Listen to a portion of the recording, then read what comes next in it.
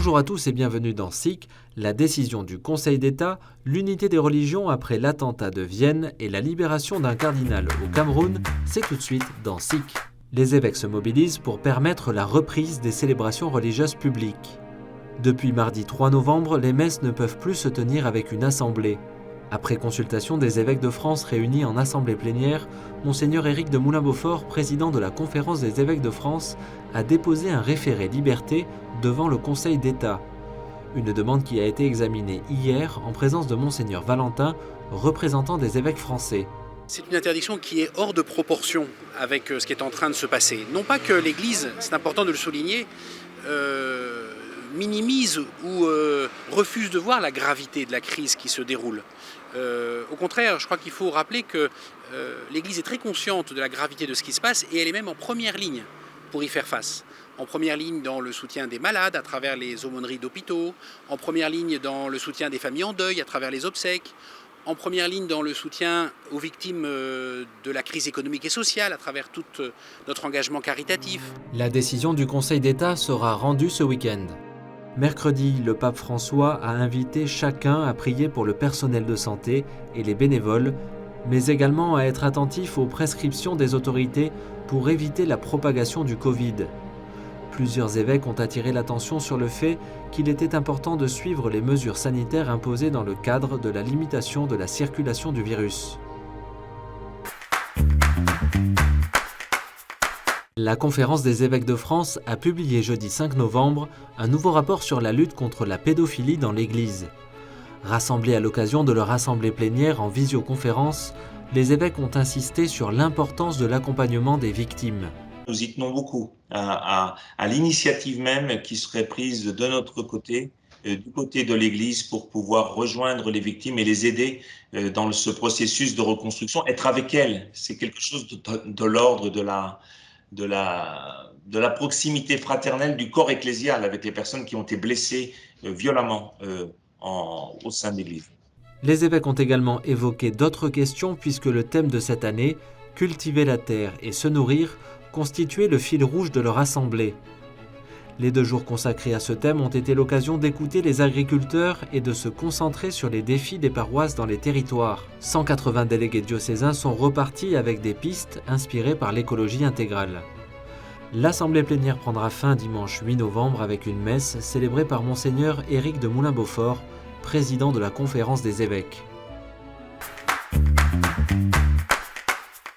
Une célébration interreligieuse s'est tenue mardi 4 novembre en mémoire des victimes de l'attentat terroriste de Vienne. La cathédrale Saint-Étienne de la capitale autrichienne a accueilli les représentants de différents cultes au lendemain de l'attaque qui a fait 4 morts.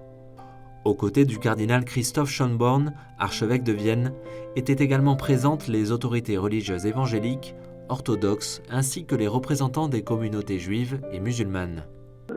Tous parlent de cette paix religieuse qui, jusqu'à maintenant, a marqué notre pays et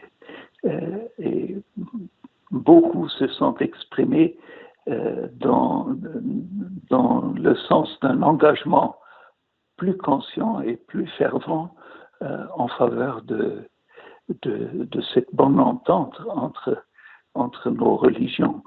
Et j'espère que ce témoignage pourra continuer. Le président autrichien, Alexander Van der Bellen, le chancelier Sebastian Kurz et d'autres personnalités ont également pris part à l'hommage durant lequel le cardinal Schönborn a appelé à la paix.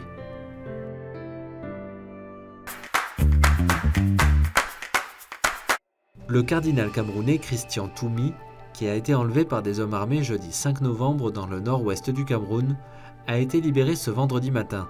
L'ancien archevêque de la ville de Douala s'était rendu dans la zone anglophone du pays qui connaît une crise politique et humanitaire. Engagé pour un retour à la paix, le cardinal s'y rendait pour tenter d'apaiser la situation.